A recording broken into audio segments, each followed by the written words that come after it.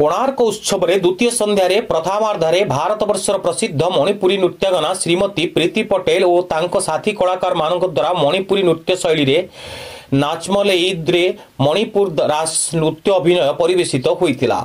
संध्यार द्वितीयार्धे कलिकतार प्रख्यात ओडिशा नृत्यंगना गुरुमा आलोका कानुंगों सिंजन नृत्यशाला शिल्पी मानक द्वारा ओडिसी नृत्य शैली रे वंदे मातरम तारा पल्लवी और सूर्य लावण्य तीनोटी नृत्य विभव को ओडिसी माध्यम रे परिवेषण करथिले। द्वितीय संध्या को मुख्य अतिथि भावे ओडिशार मान्यवर पंचायत राज एवं पानीय जल मंत्री श्रीजुक्त रवि नारायण नायक उद्घाटन करथिले।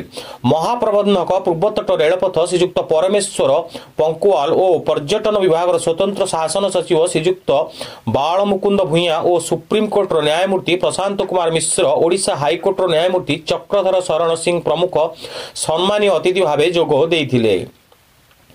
कोणार्क उत्सव तृतीय संध्यारे ओडिसी नृत्य परिवेषण करिवे बोली कलिकतार दर्पणी अनुष्ठान गुरु अर्णव बंदोपाध्याय और साथीवृंद द्वितीय पर्याय रे मोहिनी या टीम परिवेषण करिवे बोली सुदूर अमेरिकार आसीथिबा डॉक्टर सुनंदा नायर और साथी कलाकार सूचना।